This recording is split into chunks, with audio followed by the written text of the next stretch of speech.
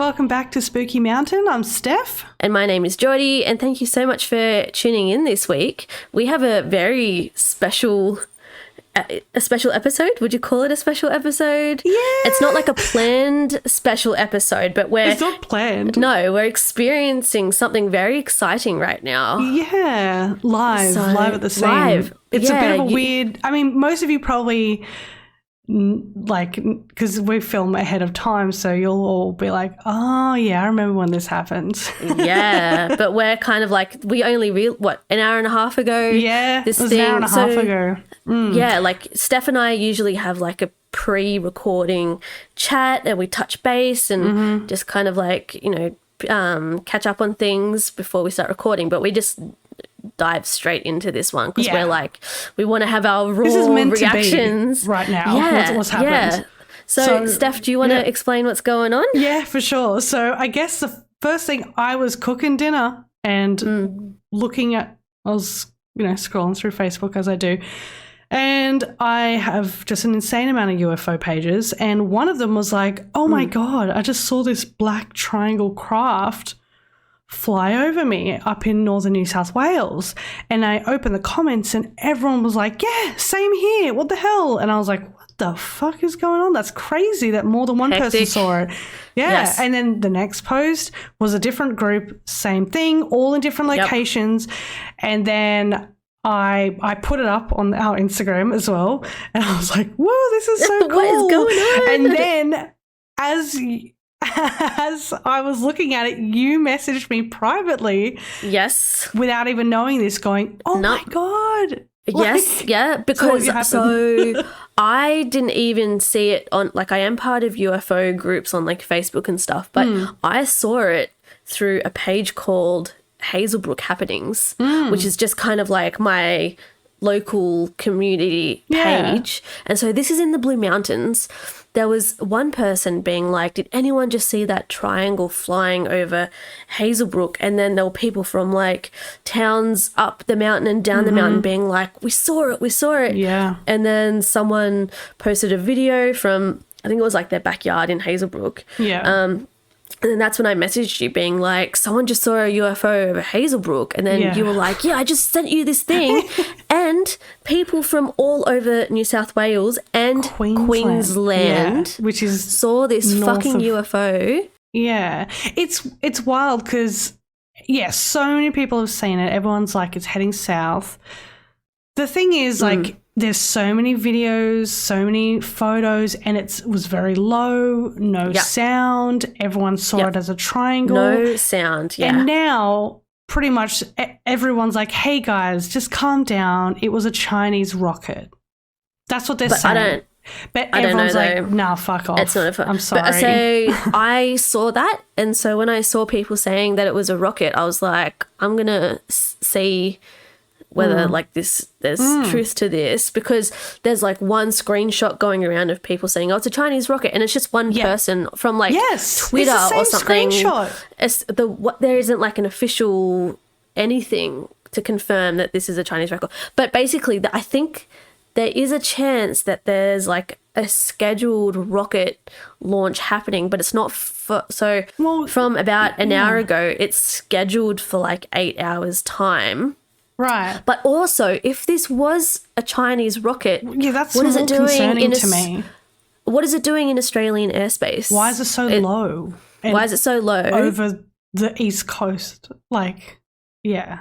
And then I saw someone saying, like, I don't think this is a rocket because if it was, by this point, its engines should have dropped away. It should have just dropped totally. Wouldn't have had any engines on the craft at all. From China to here, that's so far. And to think that it's still keeping that distance where people can take photos of it, like, no, it doesn't make sense. Like China is like over 10,000 I got no fucking idea. I'm pretty sure it's like it's far. it's a very, very distant place from where we are. I've had lots of people messaging me as well because I put it on my personal Instagram and our Instagram just going, there's a fucking thing, and people sending me photos, like friends that we've got, and no one's really and it's not, these people aren't like UFO fanatics either, but they're all just like, rocket, I don't know. Like, I don't know. It just I saw a doesn't, triangle. Like, yeah. Well, this is another thing, is that it's like a triangle shape. So Yeah. I don't know. Maybe there are rockets that are a triangle shape, or people are saying, the funny like, thing, that screenshot that's going around, that's not a triangle. No, like, no. You can see it's like, but when it breaks down, like, I mean, it would make noise if it's doing that. And but why so now? low, like, yeah, and I don't know. There's so like strange. I remember like a while ago now, the SpaceX rocket was launched, and when that happened, everyone was like, "What the fuck? Did you see that thing in the Yeah, I sky?" didn't see And it. literally, like that, people were like, "No, this is SpaceX," and they sent through official websites. Like it was it's like the verified Starlink, very fast. Satellites that happen as well, where they're like in a line. There's like 50 of them, and everyone always freaks out when they see them, and then they're like, "Oh, okay, it's Starlink, all good." Yeah, it's like verified straight away, but this is the This is only type something- of verification is like one screenshot that people are like, "Oh yeah, it's a Chinese rocket." So you look at this and it's like some bloke on Twitter being like, "It's a Chinese rocket." Yeah, it's like, And that's okay, it, there's if it's a no- Chinese rocket as well, but like either way, I would just be like, and why? Why is this happening? Like, There's been reports of people seeing like two like yellowish orbs as well before they saw like the triangle shape also. oh, that's interesting. So there are people saying like, "Oh, this may have been like the boosters," but apparently that also doesn't make. I can't remember exactly why, but apparently that doesn't make sense just for the distance of where China is and the like where it was in like the atmosphere.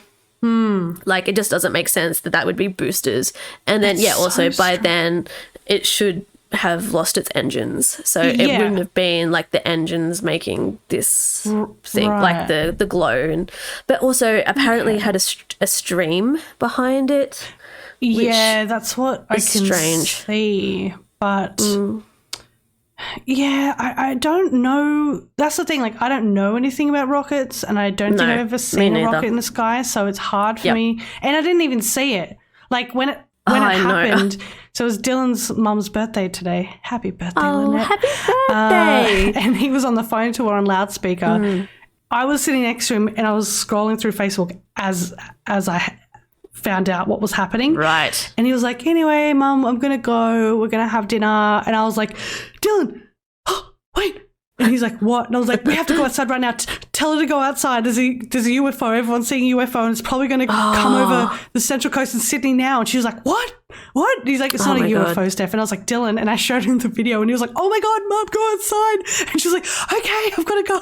I just like hung up, ran outside, and then I realized I was burning my dinner, and I was like, "You stay out in the yard. I've got to finish dinner." And he's like, "Okay, what am I looking for?" It's hectic. That's how it, like, on my end, kind of how it felt like as well. Like, I wasn't in the middle of cooking dinner, but all of a sudden, everything was, like, just flooded with everyone being like, "There's a UFO."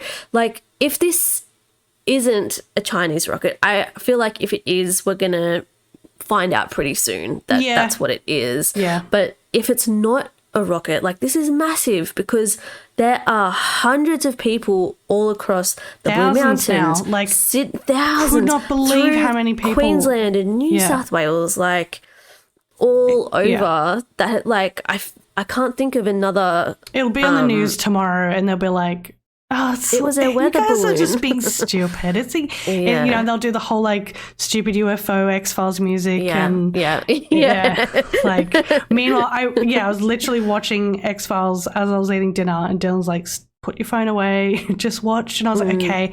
And then literally a giant black triangle UFO, a duck scully, and I was like, I can't get away from it, can I? Predicting the future. Oh, I've had the whole so coronavirus and stuff as well, which is crazy. It's like a real recent season, and I was like, fuck.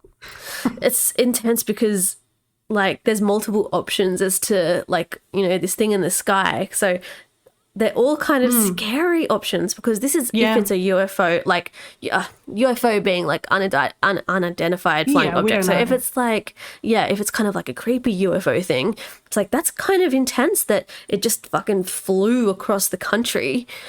But if it's Chinese rockets, that's also scary. Yes. That it's in Australian airspace. Yeah. Like if they said, oh, it's an Australian rocket, I'd be like, okay, that's right. What? That's still weird. Yeah, I'd still be like, why now though? Like it's, why was no one we would have alerted heard about it as well. Yeah, Chinese rocket. What the fuck is going on? I don't Why know. is this happening? Like either way, I'm concerned. So I'm concerned. Everyone is now. And I didn't just even because it's see so it. visible. I wish we had seen it. I wish so much that we had seen it. Yeah. Imagine if we had, because you can watch all the videos you like, but I don't think you fully get to kind of I took a see great what it was photo. like. Well, not me. Someone. I've seen so many photos of it, like really good cameras. I reckon there's going to be a lot coming out over the next day. Yeah, I hope so. I hope it's not a thing where it's like everyone is just kind of like gaslit about what it was, and they're like, oh, it's just swamp gas, like, Tomorrow and then night, you everyone just wait. forgets about Channel it. 9 News, the whole nation gets gaslit. You're like, Yeah. Imagine, I don't know. I feel like it would be almost, I don't know, maybe I'm just like fear mongering a little bit, but I feel like it would be less scary if it was just like a UFO. Just because, sure. Not because Chinese rockets are scary, but because there would be a Chinese rocket in like Australian airspace. Yeah, that's it. I think if they were like, we don't know what it is, I'd be like, ooh, that's what the exciting. fuck is this? Yeah, like Chinese rocket. I'm like, why? Yeah. Oh, I'm just hoping so much that this is just huge UFO case that thousands of people witnessed. I can't even think of another case where thousands of people have witnessed like a UFO on such a large where scale. There's like timestamps of people saying, hey, it happened up here. Because I was reading it as it was happening, and it was like moving from Nimbin down to Newcastle's Central Coast, and I was like, oh fuck, it's coming down. And then you were like, it's in the mountains, and I was like, it should be in Sydney. And then everyone's like, no, it's already happened in Sydney. And I'm like, oh, okay, great. I don't know what the fuck's going on. That's a great point, because a lot of the time with UFO stories, it's like, oh, it was in the sky and then it just vanished. Yeah. Like, it just disappeared really fast or whatever. Yeah. It's like one sighting and maybe another sighting to kind of confirm that it was in that area. Yeah, but for it to travel down the country, see, like the whole traveling thing does make me feel like maybe it was a rocket. Yeah. Because that's the thing as well. Like, it wasn't moving in a weird way. Yeah. It wasn't doing anything irregular. Apparently, it was zigzagging. Oh. Which, okay. I mean, like, maybe rockets do zigzag, but I have not ever heard of this before. That's crazy. I haven't. Yeah, fuck. Yeah. My dinner got in the way. I know. I'm like, I'm going to sleep reading all of these articles all of it. And it's comments. Very exciting. Right, so that's kind of our big news. Yeah, that felt good to get out. Yeah, it felt so good. So me and Steph, like, as soon as this happened, like, we're messaging each other and we're just like, okay, we're not even doing like a pre-recording chat. No, we're just jumping on, talking about it, getting it out. But I suppose, it feels good. We can maybe keep updates in our social. I suppose the event's already going to be kind of over and done with by the time this episode is out, but we can post articles and stuff when information comes out on what's that aren't even in Australia. So this is true. They probably don't even know what's going on. Yeah, I'll post some articles or whatever. I think if we find anything. But I guess let's talk about what we got coming up. Just to set the scene a little bit. What's your story about?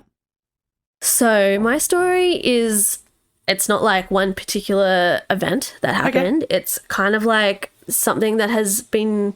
It's a cryptid that has become more in the public eye as of lately, and it's a very feared and scary cryptid. I'm sure you've heard of it. Okay. And I'm sure other people have heard of it also, but it's a very awesome. Very interesting one. What about you? What have you got? I've got a really friggin' weird one. It's an Australian Yay. ghost house. Oh. Yes, but this Awesome. is actually one that I only found out about recently. Okay. So it's not I mean, it is famous, but I thought I knew a lot. But yeah, it's a really interesting encounter. It's really fun. Awesome. me. I really like Australian stories. Yeah. Because I think I've been to like a lot of haunted Australian maybe I've been to this place before. I've been to a lot of like haunted locations. So yeah, I've there's got a to chance do to- more yeah. in Australia. I've only done one by choice. Which the quarantine Fred Valley- station. Oh, yes. Oh, right. You've been to one. Yeah, I used to work like when I was doing bush regen. Yeah. Like a lot of our sites were like right next to the quarantine station. Oh, and we that's built like scary. habitats and I mean, stuff it's in their beautiful gardens. out and there. It's beautiful, but it's so creepy. It's also just such a dark history as well. Really dark. Yeah. Very dark history. I knew it was dark, but when I went there, I was very scared. It was for my birthday. I was like, Dylan, I just want us to do a ghost tour at the quarantine station. I've always wanted to go. Yeah. So we did this I think you have to be over 16 years old, and we did the whole group tour, but we got there and the only other people that showed up for the group tour, which was 20 to 30 people, they said, was a dad with his teenage daughter and her very new boyfriend. Oh, And romantic. it was like their date, but the dad was there, and then me and Dylan. Oh, was it weird or was it fun? It was pretty weird. It was weird, because yeah. you could tell they were 15, I think, but they had adult supervision. And they were being what's the word, like what's the word when like supervised, but it's like an old fashioned name. You have like a chaperone? Chaperone or something like I that. don't know. Oh, that's cute. It was that's a pretty funny cute. date. Like the dad was funny, but he was like trying not to, interrupt their lovey-dovey, which they weren't really, but you could tell the boyfriend was trying to be, he was tough. Like he'd go into rooms and the guy that, I think his name was Snowy or Bluey or something, real Aussie, but he was really great. And he's like, who wants to do the first walk through of the shower block where this weird grudge creature lives? Who wants to go through the darkness? And it would otherwise be Dylan or this 15-year-old the other bloke. or the other guy. And I was just like, I'm not fucking doing it. And it was always really one of them like, I'll scary. do it first. I've heard those shower blocks are really haunted. They are, that was the first place they took us in. And so they said that pretty much once they get off the boats, they pretty much shove them in these giant shower blocks, hose them down with just like this toxic shit to make sure they're, taking off like 2 or 3 layers of skin. It's like an acid, right? It was like an acid that they were kind of washed with. Yeah, it was really bad. And then, Yuck. which was bad enough just hearing that. And then he was like, oh, also, a lot of people in here say that they see this grudge woman running on top of the shower blocks and she has really long arms and she stretches her arms real low and like tries to grab you. That's terrifying. And I was like, are you fucking kidding me? And then he made us all one by one walk through the shower block with no lights on. And it's like 100 meters long, and you're just walking into the darkness, and then you got to go around and come back. And I was like, I'm going to die. That is so scary. Imagine seeing that. The creepiest part about that is the fact that she runs across the shower blocks. Yeah, and they're open, so there's no roof or anything. Oh, why does she do gross. that? Did anything creepy happen? Not really. Probably the only thing, like I found the whole place just terrifying. But the one thing that actually really made me uncomfortable was the last place we went to, which was this little cottage, and didn't say anything. There's no lights in the cottage, and there was like furniture in there and everything.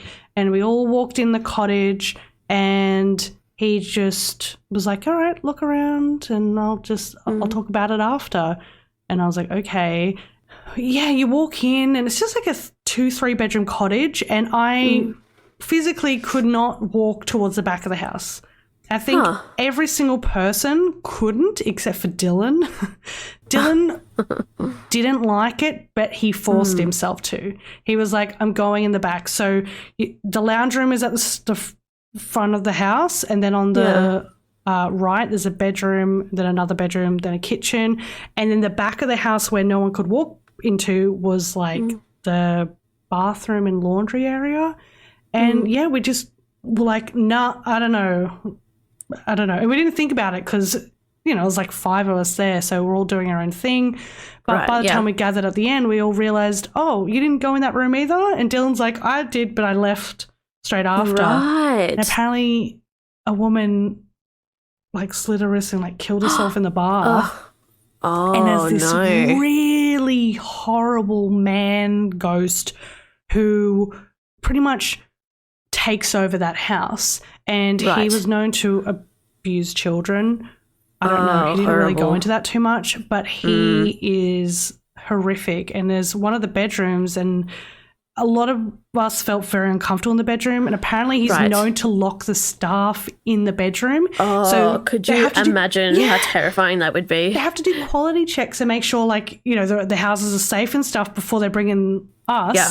And they're like, there's been lots of times that people have gone in and the door has just slammed and they're the only ones there and it's completely locked, and then it'll open again after like a minute, and he's just like playing tricks on them. Oh, you know what? This is like my worst nightmare. My worst nightmare is that like I'm somewhere, particularly in my house, and a door shuts or slams and locks and I'm like stuck in there and I can't get out, and you know, being trapped in there with completely something out of control, so out of control, and it's the fear that something is going to happen to you. I know you've seen a lot of like figures and stuff in the Katoomba house. Did you ever see like an apparition or anything that wasn't kind of like a shadowy figure? It was actually, you could see like details of a face or anything like that? No, I've never seen anything that clear. It's just been pretty much all just completely black shadow figures. So I've never really gotten to see anything that clear where people can Actually, the only other thing I could say is when I talked about last week with the Lillianfells, how the feet walked past. Yeah. They were feet, like in full colour and everything. Like I could tell they were feet. They weren't black. But that's it. Yeah. Yeah, it's fascinating. Something like that, haven't you? Like more detail? I don't think so. No? Yeah. I don't know. Have I? I've had a fair few like paranormal experiences happen, so I sometimes forget about like what has happened. But I don't think I've seen a full like detailed apparition. I have seen like weird. It sounds strange, but it's like a weird, almost like golden, glowy, like shimmery figure. Oh. And it was just one night when I was still living at my parents' house, and I woke up in my, bedroom, in my bed, which always creeped me out so much, that room. I don't know why, but I always woke up in such a panic. Anyway, I woke up in the middle of the night, and in the corner of my room, it was like almost shimmery gold shape, or like a mist. It wasn't like a shape. It wasn't like a dense shadow shape. It was kind of just like a goldy mist. And did you feel threatened by it? No, I didn't feel threatened by it. I do feel like if it was like a bad presence, I probably would have felt threatened by it, just because I felt so scared in that room anyway. Yeah. That's interesting. But that's just like I've never heard anything like that. Yeah, I've heard of like weird shimmery kind of mists, but it was I don't know. And like I woke up the next morning and I was like, was I just dreaming or still kind of half asleep? But I was definitely awake. I was like, because I can remember, if you're awake, and I never have weird kind of like dream waking crossovers like that, So, but it wasn't like fully like terrifying. It was just very strange. Yeah, that definitely sounds strange. Yeah, it's not something you'd be like, oh my fucking God. It's no. It wasn't like a full like shadow black, because I feel like that would be just 10 times, 20 times more terrifying is like a shadow, like what you've seen, like well, I think would that be dark scarier? figure. Because I mean, as I said, I've only seen black figures, but I don't know if I'd be more scared if it's you can see the clothing. Because people describe, oh, I know what like period they're coming from. You can see their face, that a moustache, and I'm like, especially what the with the clothing. When you with any of the figures that you saw in the Katoomba house, did any of them kind of like in any kind of capacity, did you feel like it was ever trying to communicate with you, whether that be you felt like it was watching you, or did it ever move towards you, or you feel like ever it was focused on you, or do you feel like it was just kind of like passing through in a way? I think it was the one with the kitchen where it kind of walked into the kitchen sink. I feel like I just kind of caught it doing its thing. I don't feel like it knew I was even there. I feel like it was just walking around and just happened to be visible. The one in front of the bathroom door, I don't even know. Because that's such a weird one in front of the bathroom. It is really weird, yeah. And the fact that my sister saw it as well, it's kind of a bit weird. Like maybe it did want to be seen, but or is it just like replaying its last moments? Yeah, as well, like and that's stuck in a weird so end loop kind of thing. But it wasn't moving. It was still. But we've had other things happen in the house as well. I remember this one thing that happened. I can't remember who I was with. I can't remember if it was one of my sisters, but lots of weird things would happen in the house all the time. Now, I don't know if you remember, Jordi, but with the fireplace we had, it was just a massive, big, brick, heavy fireplace, and it had a mantelpiece. Yeah. Yep. So the one in the lounge room, there's like a big shelf on there. And when I was living there with my mum, she had so many things on top of it. There was like big, heavy glass jars, like flowers, statues, just completely packed with stuff. She wasn't a hoarder or anything, but it was heavily decorated. Heavily decorated. That's a good way to say it. And I was in the kitchen with someone, I can't remember, and we were just talking, and no one else was in the house, and it sounded like someone literally just dragged their arm across the whole mantelpiece. Everything just fell off and shattered, and it was the loudest noise, and we were like, oh my God. Oh my God. And we went into the lounge room, nothing happened. Nothing had broken. Nothing had broken. And we were just terrifying. And we were like, that was 100% like a smash. Nothing else that noise could have been. And it just sounded like it was coming from the lounge room. Yeah, we were, and to put it in perspective, we were literally 2 meters away from it, but just a wall was between us, an open doorway. And so you were in the kitchen, right? We were in the kitchen. So the kitchen is like, it's like a room, and then the archway to the like lounge room where this mantelpiece is like an open archway. I've got to get There's photos no door, so we can nothing. kind of put stuff in perspective. But I was literally 2 meters away from where it happened. But it sounded like, because it didn't all just drop off at the same time, it sounded like it was all coming off one by one by hand. Wow. It was just, that's kind of the best way to describe it. It just sounded like someone was slowly wiping, kind of, wiping I can imagine. their hand across it and just all dropping on the floor. But nothing happened. It makes you think, like, why would something like that happen? Like, if there is some kind of like force causing this sound, why would they want that sound to happen without actually doing the thing? Like, is it trying to scare you? Is it like... I felt like that definitely was trying to scare me, because I did see things. But we've had lots of... I mean, I can definitely go into it later, but we've all had things, and I think the ones that I did feel threatened, that one, and there's a few other things that I didn't see, but we heard, and things moving and stuff, where you feel like they're trying to get my attention. They're trying to freak me out. I feel like in the house there's almost just so many different aspects of like paranormal activity. Like there's these kind of like shadows that like figures that you're seeing, and then there's kind of like the sounds, and you know, I feel like with the figures, kind of like what you said before, it's like almost, is remnant the word, or starts with I can't remember exactly what it is.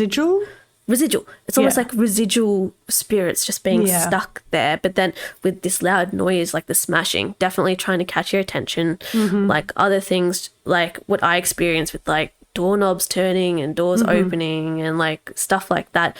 That was almost intentional.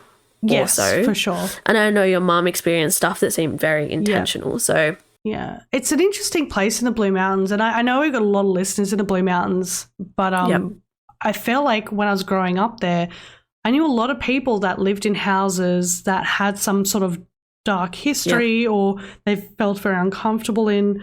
I don't want to say no names or anything, but yeah, there was one of my friends' houses that really made me uncomfortable. Okay. Is this someone that I know?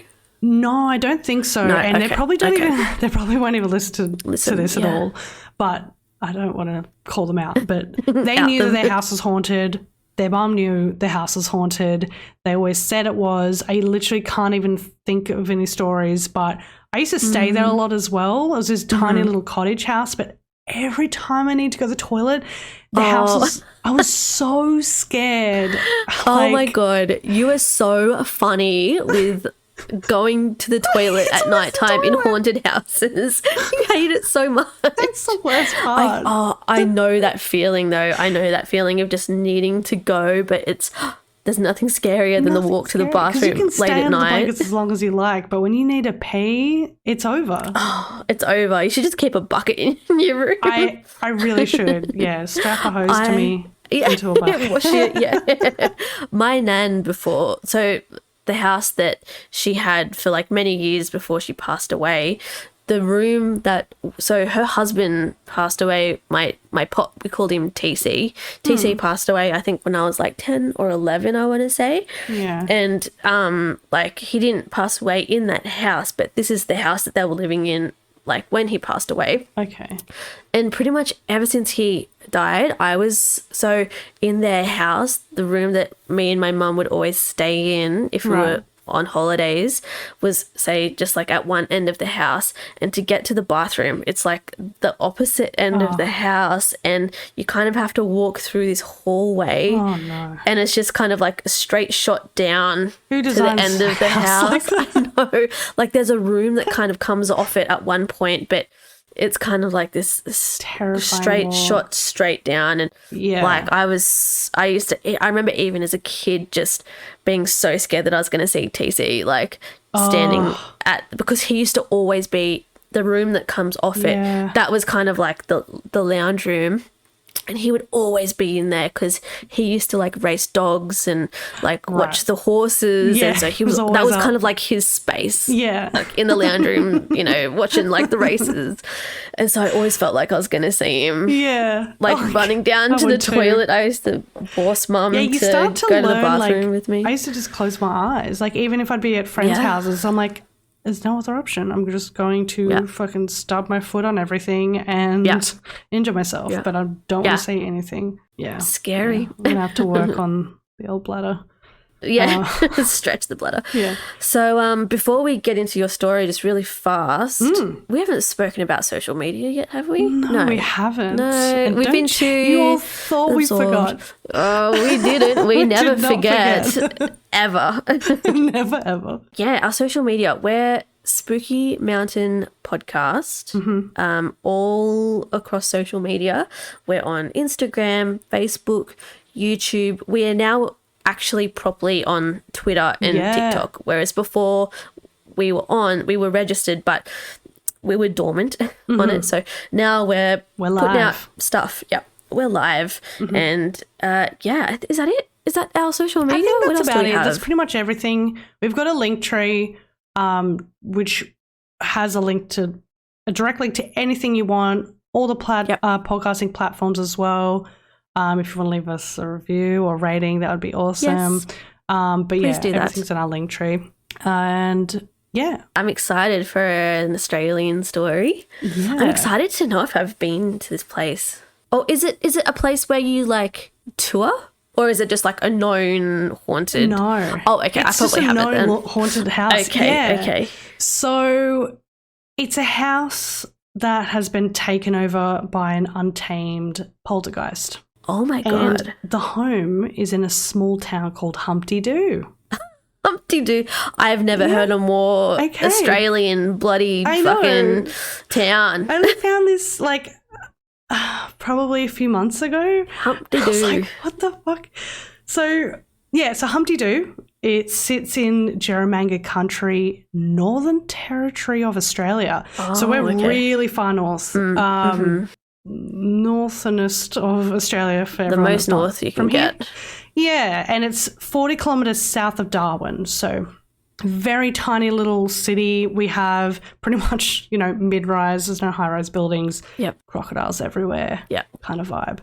And in the latest census of 2016, the town had a population of 4,380 people. Wow. So we're talking tiny. Tiny town. Yeah. Yeah. Very small. More higher population of crocs than people. Most Probably. likely. Yeah. Yeah, with a croc, the latest census of the croc population. Yeah, obviously the name is just hilarious, Humpty Doo.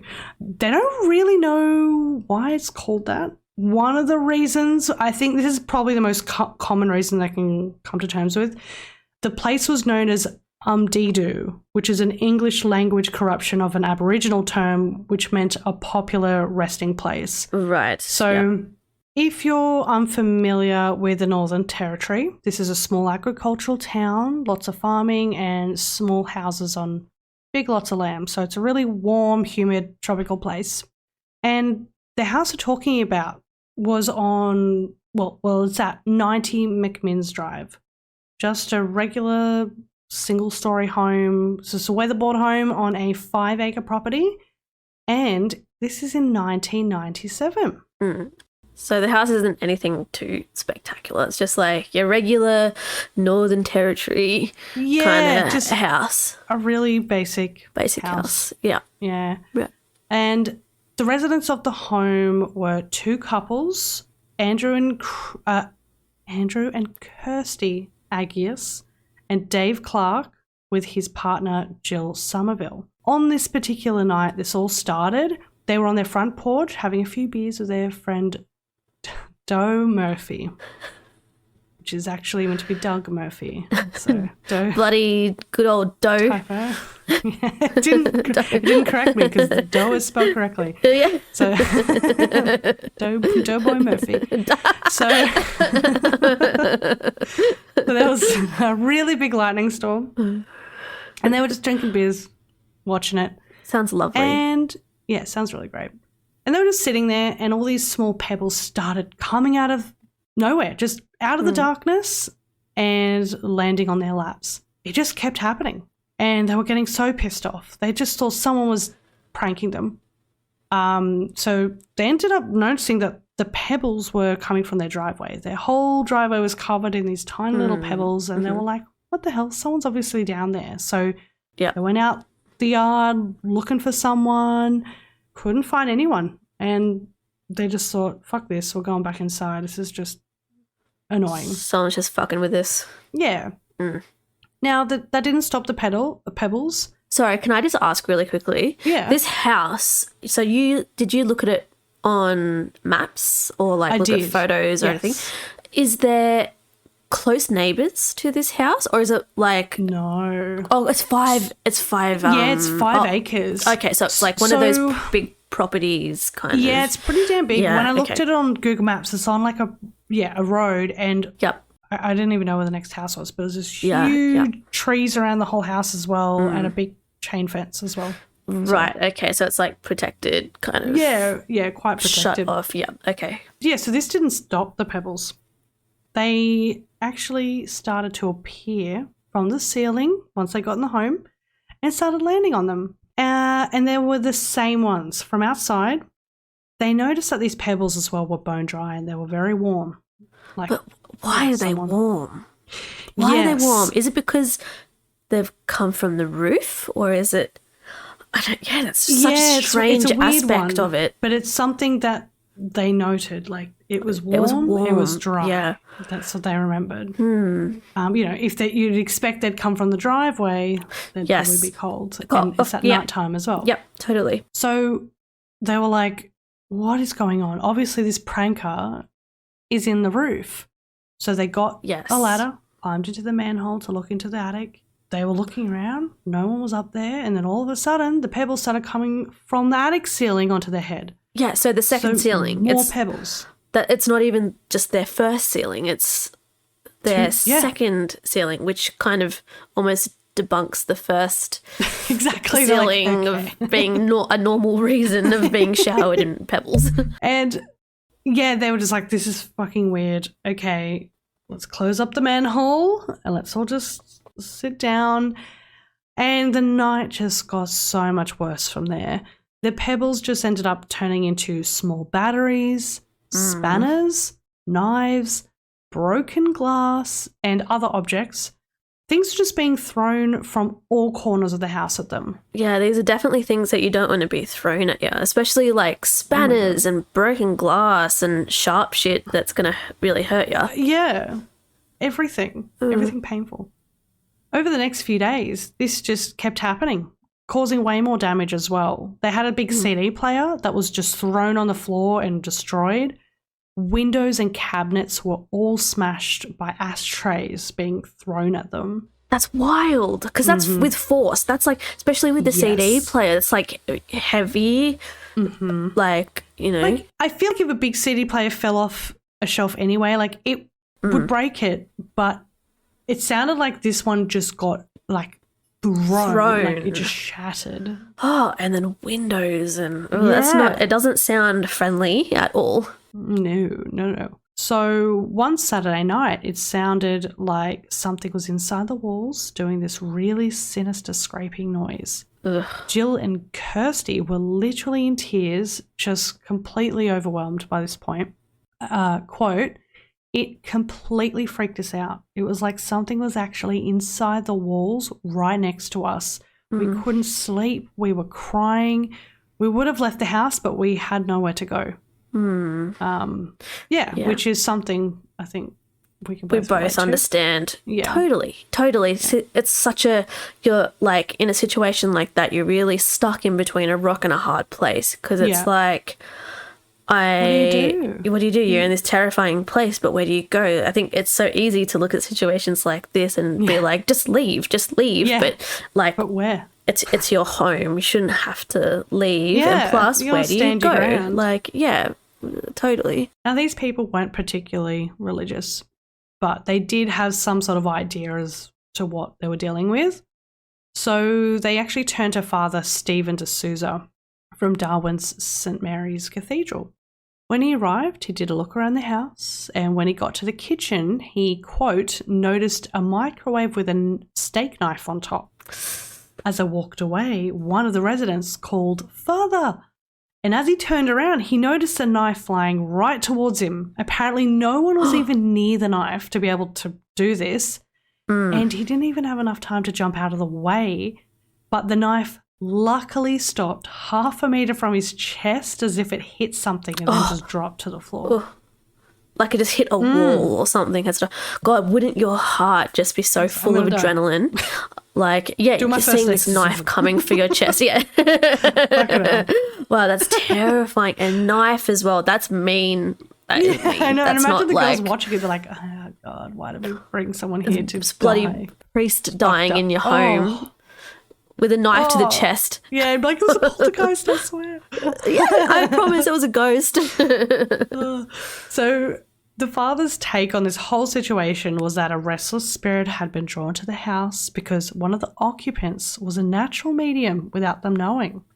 He reassured them that the entity is very unlikely to physically harm anyone. However, praying would not do anything and that it would only go away in its own time once it was ready. And after feeding Father Steve, oh my God, that would have been really funny. Feeding Father. After Father, oh fuck. You're doing a great job, Steph. It's all good. It's late here, everyone. Like It's very late. It's almost midnight. Oh my God. And we've used all our energy being excited on UFOs. I've overwhelmed myself. After Father Stephen had left, it was silent for 3 days. Nothing had happened, and the occupants felt that they could begin to live their normal lives again. But of course not. Shit just started to happen again. And they thought, okay, let's bring in another priest. So Father Tom English was the next one. And he was there for a few days and ended up seeing many objects flying around, and that the poltergeist doesn't follow the law of physics, he quotes. Mm-hmm. He had a pistol cartridge land at his feet as well, and many other things, quote, crashed against the walls. They just fly out of a room that nobody was in. For instance, outside, things came crashing down near us. He wasn't experienced with poltergeist, so he just blessed the house with holy water and was pretty much just about to leave.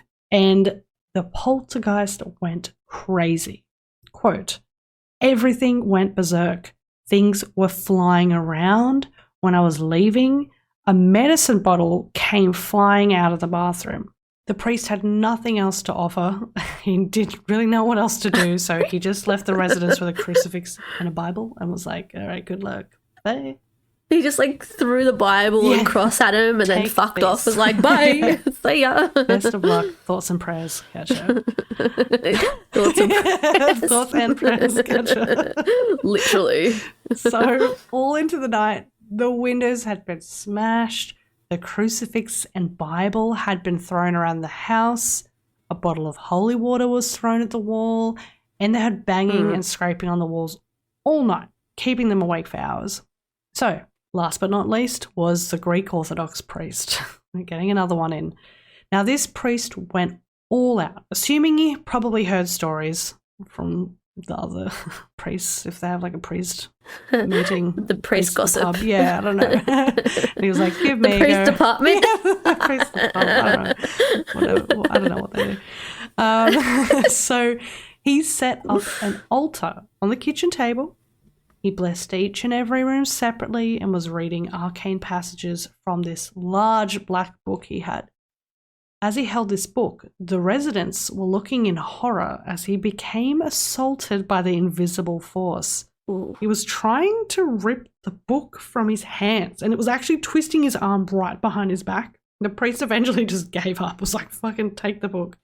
And then he sat back down and he was just dripping in sweat and pretty much saying, like, I've literally never encountered anything like this before. No, that's like just fully physical. Imagine feeling that, like feeling that full force but not being able to see what it was. Like, I wonder. Yeah, like, did he feel hands on him? Or exactly. That's what I was going to say. That's exactly what I was going to ask. Like, did this person feel like hands restricting him?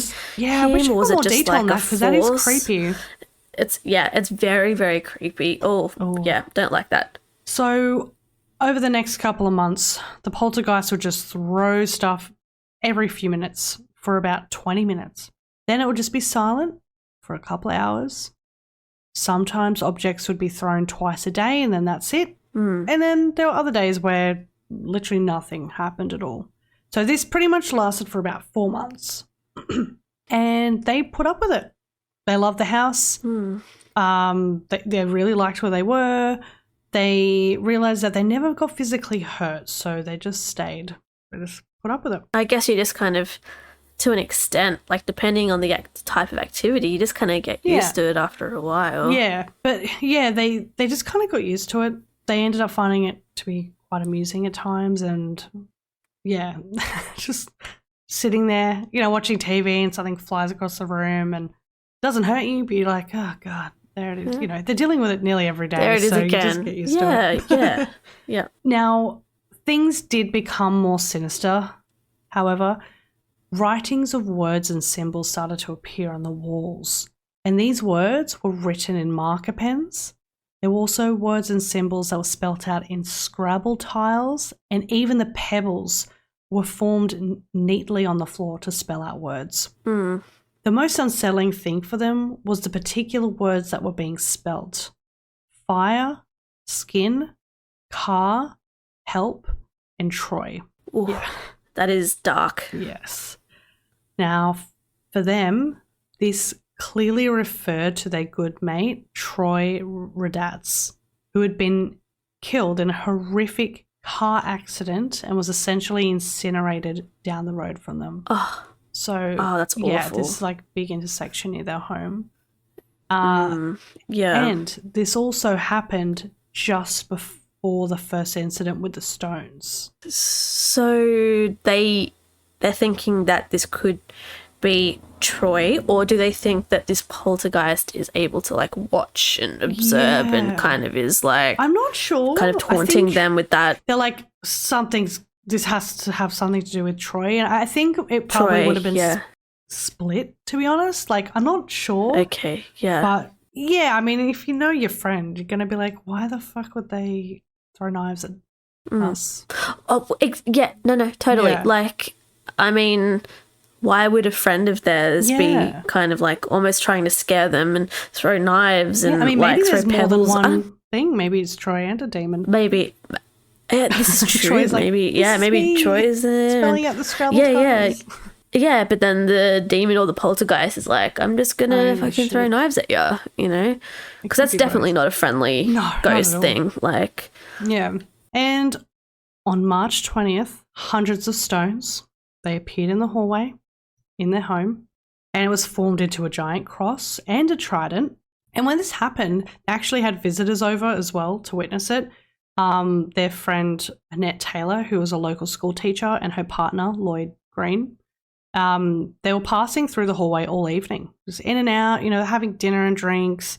And the hallway, obviously, you walk through the hallway to get to a different room. So it was common all night. Yeah. So this happened very fast and with such precision, quote, so neat and perfect, it would have taken me hours to make that with a straight edge and a square and a ruler. Wow. And it happened so fast as well. So fast. Probably within so it's not minutes. One person just... Yeah, and they walked out there all of a sudden. They're like, wait, what? Yeah. Who the fuck? And they've been passing through all night. And apparently as soon as they went to go touch the gravel, the stones flew everywhere and pelted right down the hallway. It was so loud, it was hitting all the walls. The baby woke up, was crying, and then the tools just started flying around the place as well. Just a reminder as well, this was a rental property. So after all this happened, the media went crazy, which of course got the attention of the landlord. True. And due to all the damage of the property, he took them to court. What typical landlord? Yeah, exactly. Taking someone to court over this. Oh my God. So he took him to court, but with all the evidence shown, the judge actually sided with the tenants and he believed that this was the poltergeist that in fact did this damage and was like, nope, they're not liable. All good. Imagine how strong of a case they would have to have for literally a judge to be incredible. Yeah, no. Yeah, I wish it was a fly on the wall. Yes, unprecedented. Yeah, that's that's Yeah, wow, it's really impressive. Cool. But they did end up leaving the property and moving elsewhere anyway. Now Cropster, who is behind the 14 blog, he got the chance to actually attend the home and experience the madness for himself during the time that they were there. So he wrote a great blog. So this is just a quote from there. A few of my experiences at the house still puzzle me 20 years later. The first occurred as I was sitting at a table facing two of the female residents as they were washing up at the kitchen sink, only a few feet away. They were sitting there. They were still talking when I heard two sounds. The first, a handful of gravel stones from their driveway hitting the corrugated tin roof of the house, and then the kitchen floor where they scattered. Two loud, distinct, separate sounds. Neither of the women had thrown anything and the stones had fallen between me and where the girls were standing. It appeared that the stones had come through the roof and the plaster ceiling. Another part here from his blog. One small segment I did record in the house is a personal favourite. Kirsty, Andrew, Tony Healy and I were in the main room talking, and you can hear Kirsty in the background saying, "You don't know what it's going to do. it just does what it wants to do. And then bang, a knife ricochets off a wall and everyone talks excitedly. Nobody in the room. Another knife.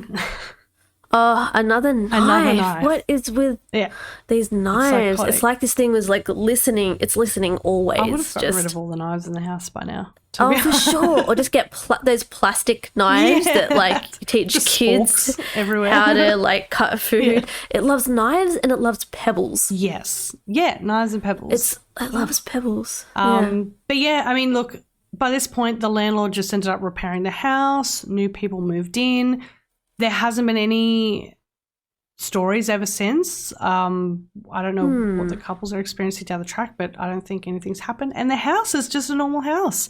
But this was a highly investigated thing. There's actually – it's only for a very small period in the 90s as well, so 97. But there's a lot on YouTube of this from back in that day. So I encourage everyone to go – yeah, go check it out. Yeah.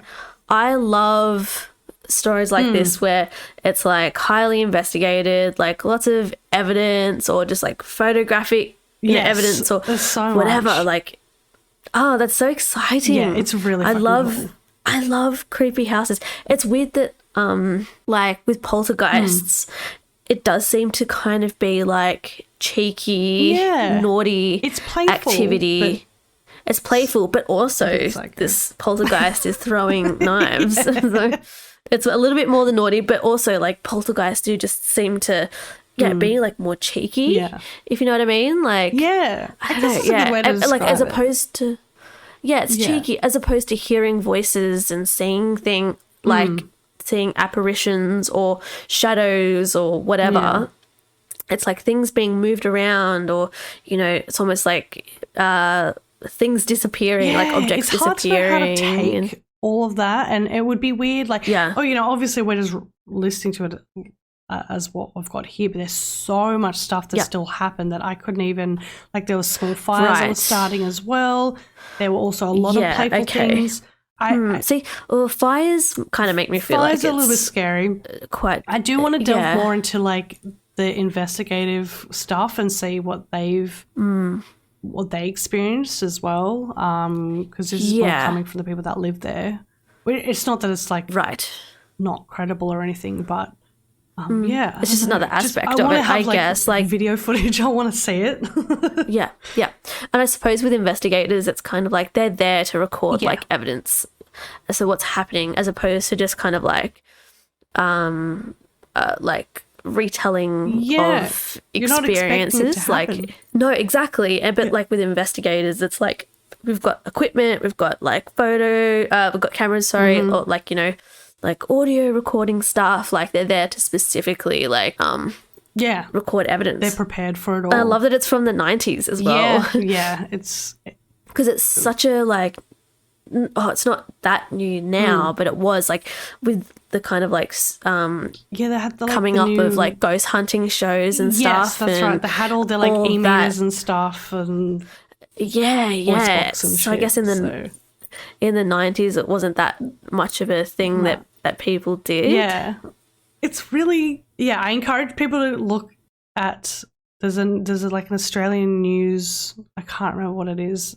Find the link, I'll post it up, but it's a really cool video of them like doing the heat temperature thing on some of the pebbles that were being thrown. Cool. Yeah, it's really cool. It's so funny that this thing just loves throwing pebbles as well. Yeah, I don't know. Like, that's very interesting. And how did the pebbles come through the roof? I have no idea. That they just materialized through the roof, the corrugated roof and the plaster wall. Like, it's wild. Yeah. Well, what a fun story. I really like that one. Yes. I like that it's Australian. I like that it's a poltergeist story also. We haven't had a poltergeist story. No. Before. Yeah. I didn't think I'd be the first one to do it, to be honest. So I was like, you know what? I'm going to do it. I know. I was thinking the other day, I was like, has Steph done like a ghost not really. one? And I don't think you have. Oh, Bridgewater Triangle was a bit ghosty, but not like purely like poltergeist or ghosty. The first one. The first, like proper like whole story. Oh, yeah. Okay, so moving on to my story. Okay, I have a feeling you've heard of this cryptid. It's not like your typical cryptid, like a Yowie or a Bigfoot. It's quite different, but there's definitely been like a surge of popularity recently with this kind of cryptid. So there are many truly terrifying legends that originate from Indigenous American folklore.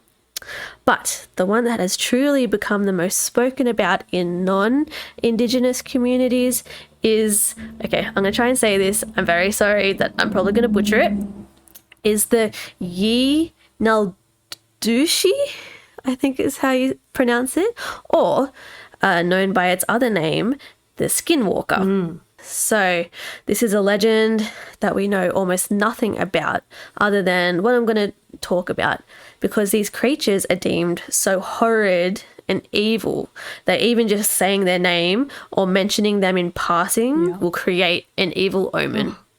They're very, very feared. Yeah. So energy flows where the attention goes. As I saw one person describe the risk of paying too much attention to the Skinwalker when I was researching this story. So do you remember kind of like the fear that I had when we were recording and I was talking about Zozo? Yeah. I felt like I was just going to pay too much attention and it was going to be attracted to me. So it's kind of the same thing, but on a much larger scale. So first of all, the Skinwalker is part of the Navajo tribe belief system within America. The Navajo Nation is an indigenous territory covering about 17,544,500 acres. Huge area. That's huge. It's massive, occupying areas of northeastern Arizona, southeastern Utah, the northwestern and the northwestern New Mexico in the US. The Navajo are a part of a larger indigenous tribal area that also includes the Pueblo people, Apache, Hopi, and Ute. And these other groups actually also have their own versions of the Skinwalker, that are slightly different, but each include a malevolent witch or medicine man capable of transforming itself into an animal. Have you ever heard of the Skinwalker before? Yes. I'm very familiar with the Skinwalker, so I'm very excited about this. It's great. It's really great. I tried so hard to kind of like express the vulgarity of like the Skinwalker in my story, and I don't know if I've done it justice, but I suppose we can. It's an interesting one because I've definitely done a lot of research on the Skinwalker as well, and it's terrifying to them. Like, it's so terrifying. So I've been wanting to talk about Skinwalkers for a while, but because of the fear surrounding the topic, it's hard to find good information explaining exactly what the Skinwalker is. And just as a side note, during my research for this story, I tried my absolute hardest to use Indigenous-owned resources first before going to other websites and articles. But also, because of this, it was really hard to find Indigenous, specifically Navajo-owned articles about the Skinwalker because of the fear surrounding it.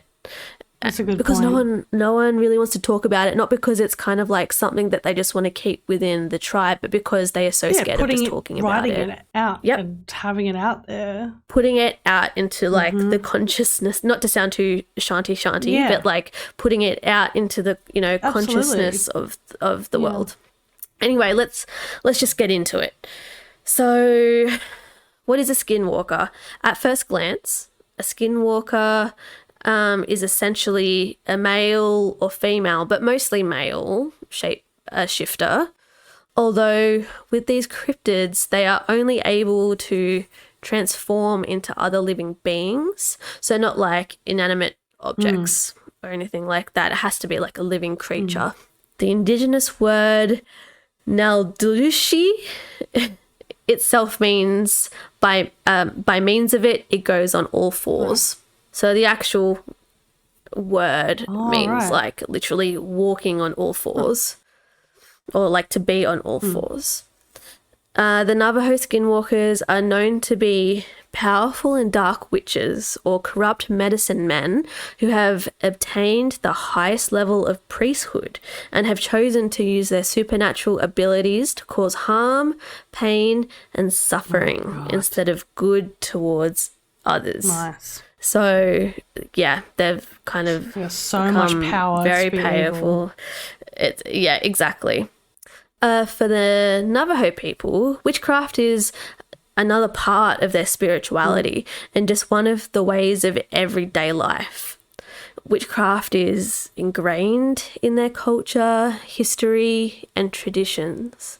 Witches have always just existed alongside humans, and the knowledge of these powers is passed down from the elders through generations.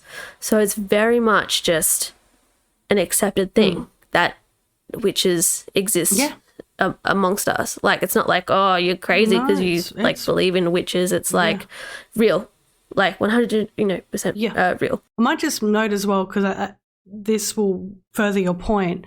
I used to watch, there's actually a show called Navajo Cops, which I've watched. And they're all Indigenous Navajo people that are the police in the area.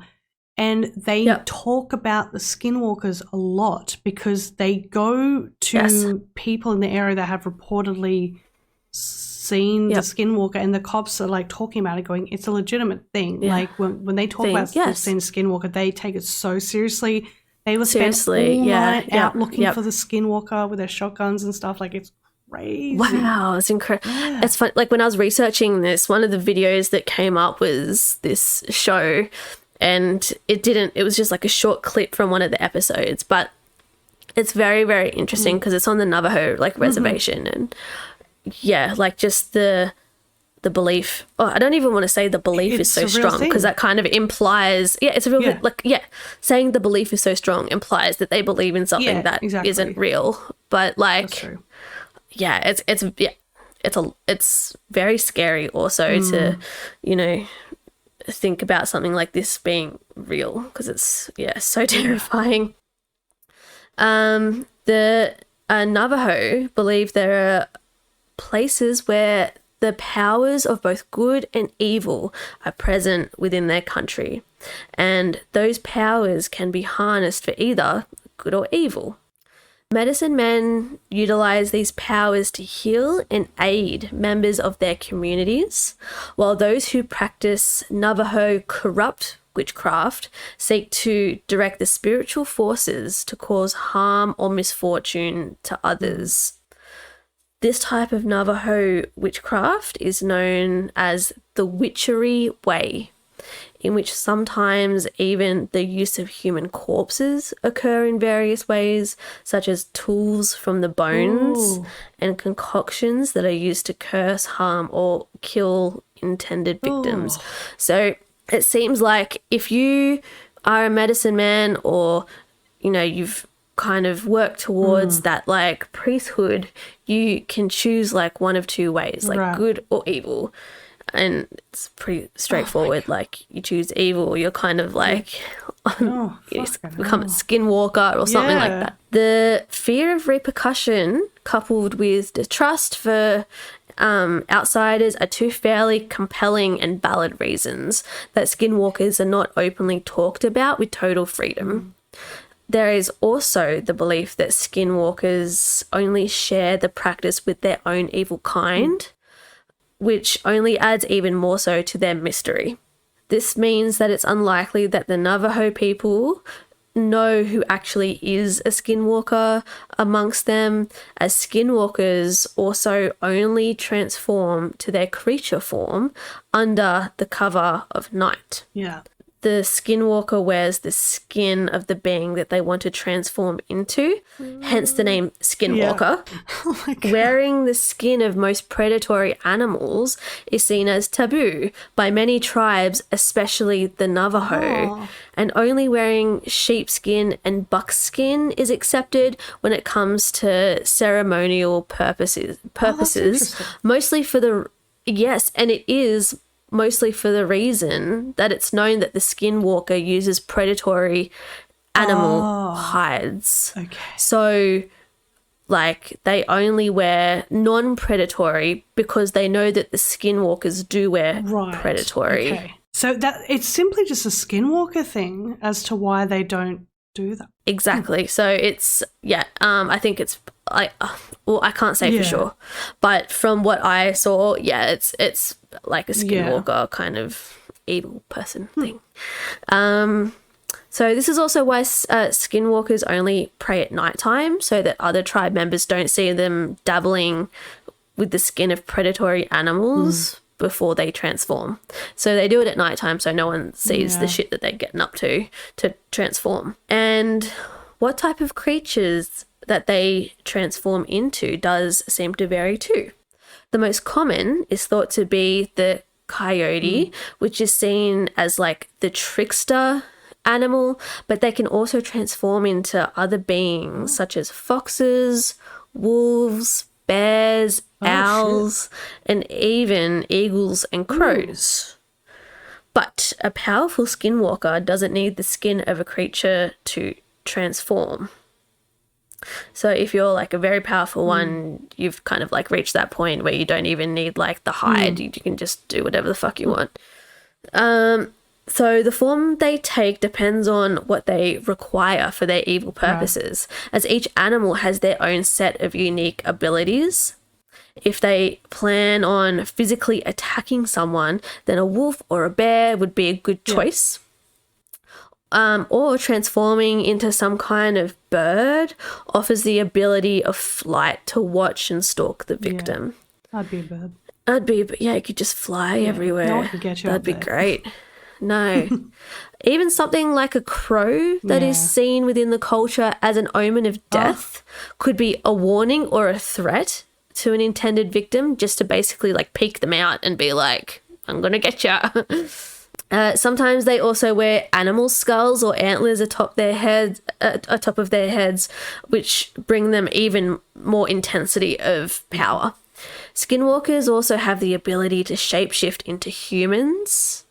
And they even have the ability to control and just read the mind of a human, especially if you stare long enough into its eyes without breaking eye contact.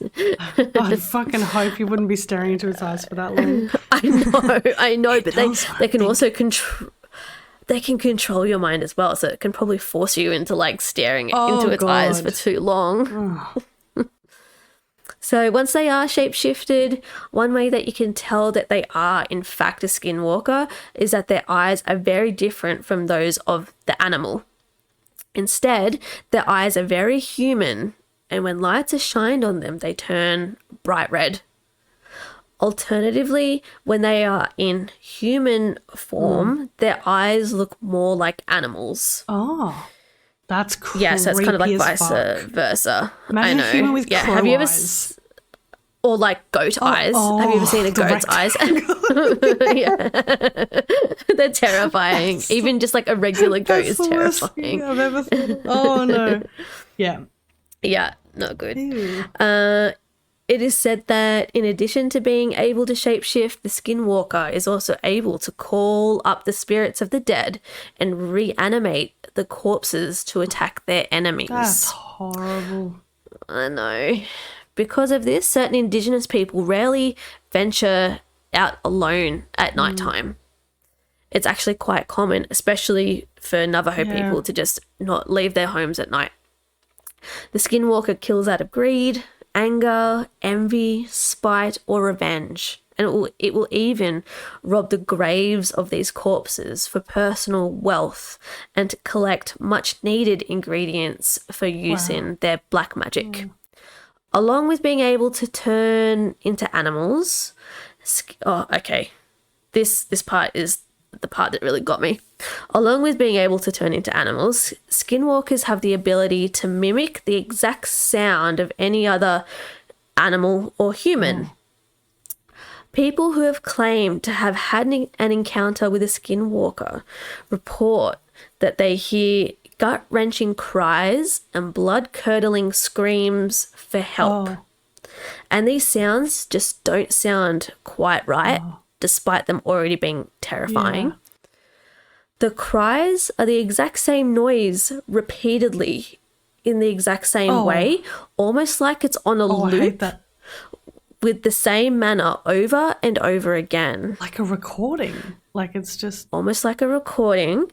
It's thought that the Skinwalkers do this because they are only able to repeat the last moments of life from their victims. Whoa. So they just play on repeat the last sound that their last victim heard. That's fucking haunting. Yes. Have you ever seen the movie Annihilation? Yes. With Natalie Portman? There's the mutant bear. I don't know for sure that this is where they got their inspiration from. Good. Oh, it's such a good movie. Good. And for anyone who hasn't seen this movie, there's a scene in the movie where there's like this mutant bear in kind of like this alternate world that they're in. And this mutant bear is like attacking this group of women. And the sound that this mutant bear makes is like every time it opens its mouth, it like lets out like, it sounds like someone screaming and like begging for life and being like, no. It's so and that's the idea. traumatic.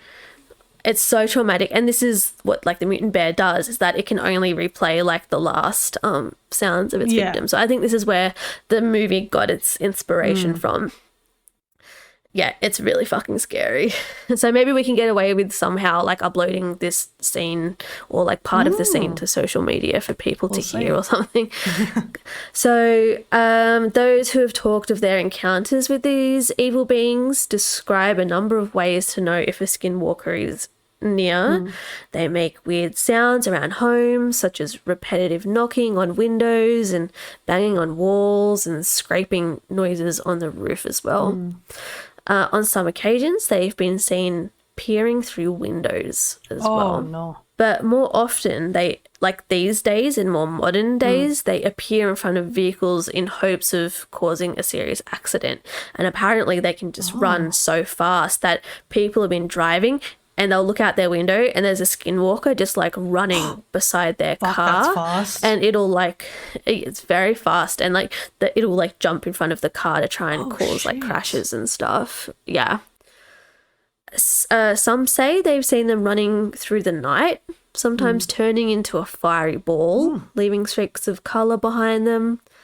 Others have seen angry-looking humanoid figures looking down on them from cliffs and mountains, which I've kind of heard. Yep, hate that. That's a no from me. Another story tells of a man who was making repairs on an old ranch home when he began to hear loud laughter coming from the nearby sheep pens. Thinking he was alone, he went to investigate and found all of the sheep but one huddled in one corner of the pen. However, there was a lone ram separated from the group that was standing upright and laughing in a very human manner. That is horrible. Isn't that creepy? After the man locks eyes with the ram, he sees that the ram's eyes are not that of an animal, but very much like a human's eyes. The animal then casually walked away on all four legs, which also kind of reminds me a little bit of the movie The Witch. I don't know if you've seen that, but it's a very also creepy movie, which involves a creepy animal. Worse, a human with animal eyes or an animal with human eyes? Oh, I don't know. Maybe I mean, that's pretty scary. It is, yeah. Both are pretty equally as bad as each other, I think. I was thinking of a bird with human eyes. That like really freaks me out. Yeah. Or a human with bird eyes. Like you said, Seagull a crow's eyes. Oh, no, fuck that.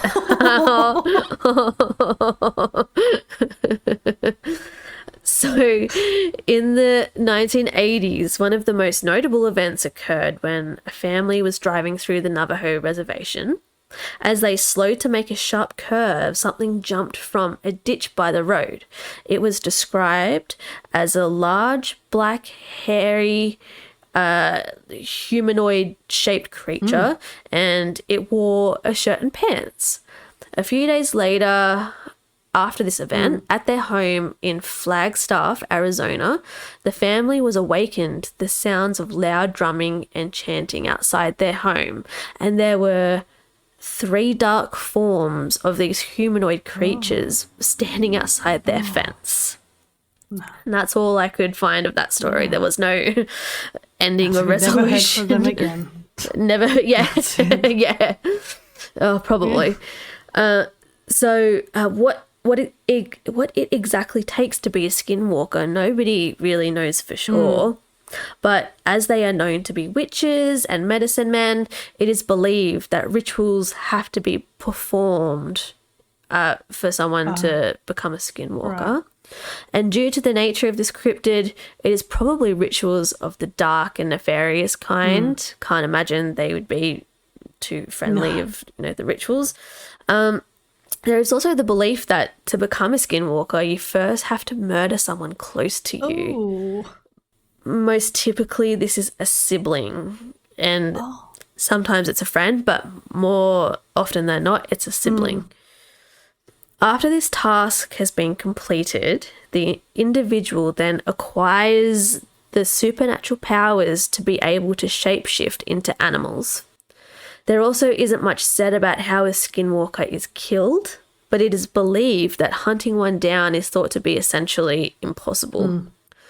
One of the only ways known to stop a skinwalker is to learn his true identity and then to call him by his full name. This dose of reality is enough for the skinwalker to stop his evil ways. He will then have to face the wrong that he inflicted on others, which is often enough to get the skinwalker eventually just dead. Yeah. Like he just drops dead because of the I don't know, embarrassment. Nah, because of the the shame. yeah. How embarrassing. So it's believed that an evil society of the skinwalkers gather in dark caves and secluded places around the Navajo Nation. Yeah, so they're not just like lone creatures of the night. They do gather, apparently. So, and it's thought this is for several purposes that they gather in these like secluded places to initiate new members, to plot their activities, to harm people from a distance with black magic and perform dark ceremonial rites. These ceremonies are similar to other non-evil tribal affairs, including dancing and feasts and rituals and sand painting. But the skinwalkers like corrupted these practices for their evil doings, so it's essentially the same as like regular tribe like gatherings, but they're doing it for evil purposes.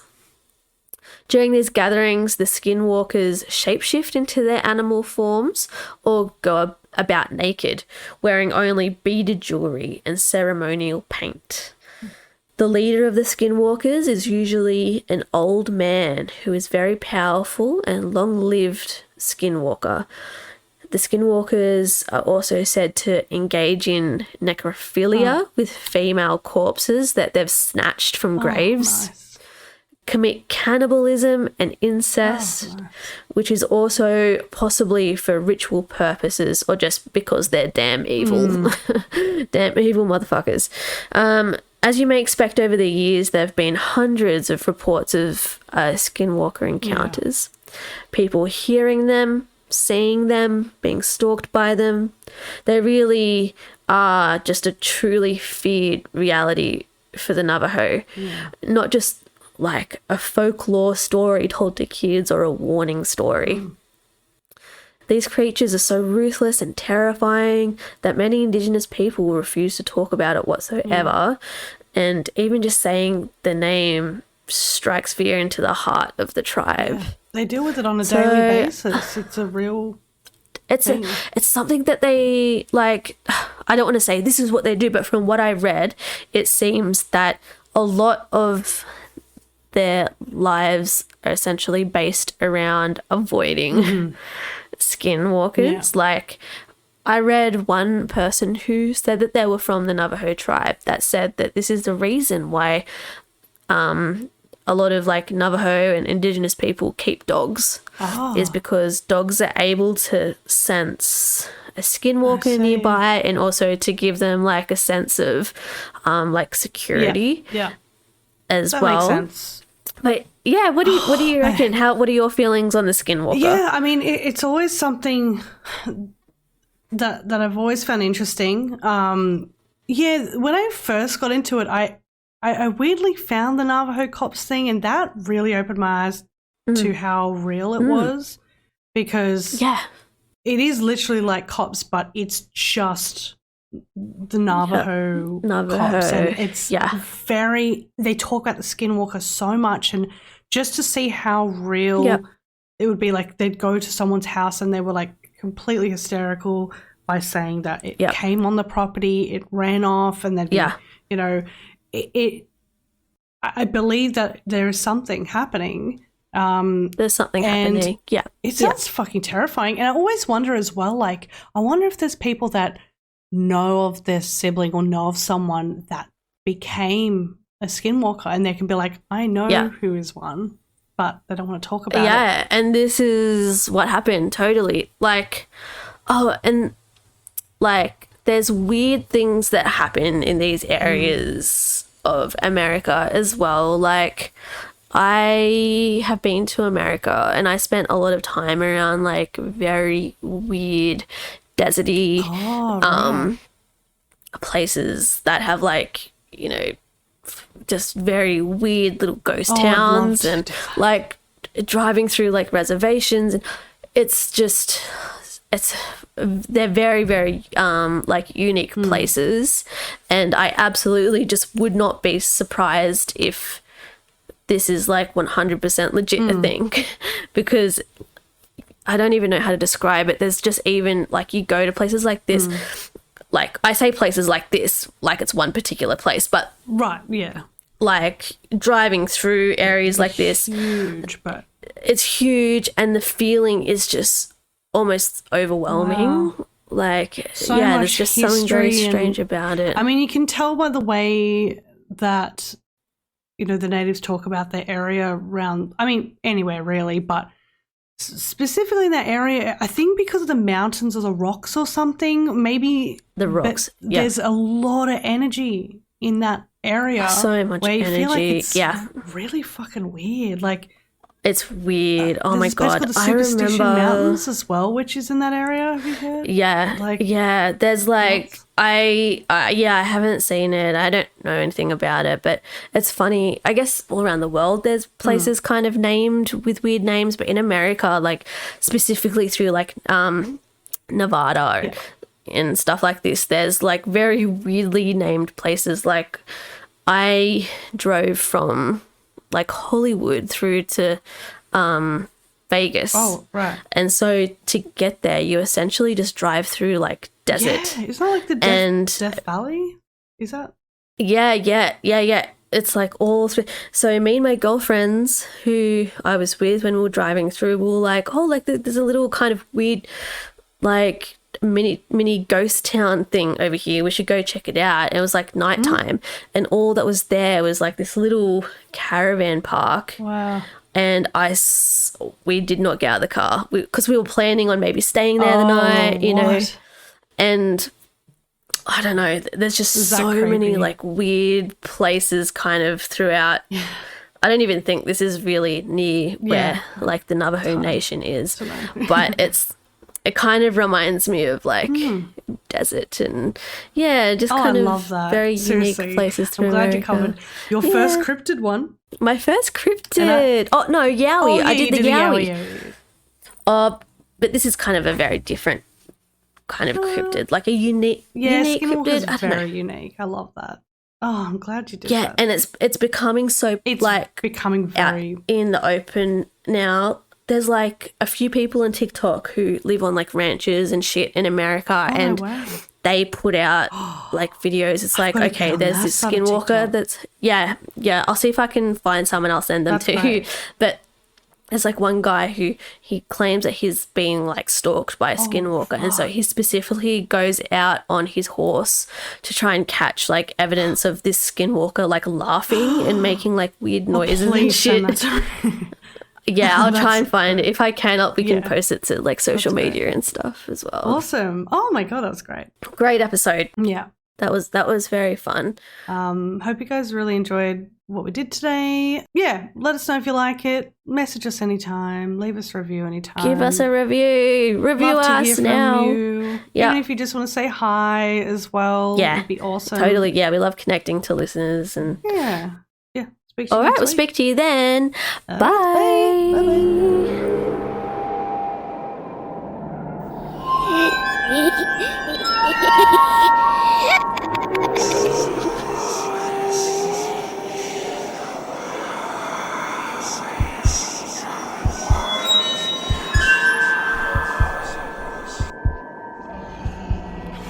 This episode of Spooky Mountain was created and recorded on land of the original custodians, the Gundungurra and Bidjigal people.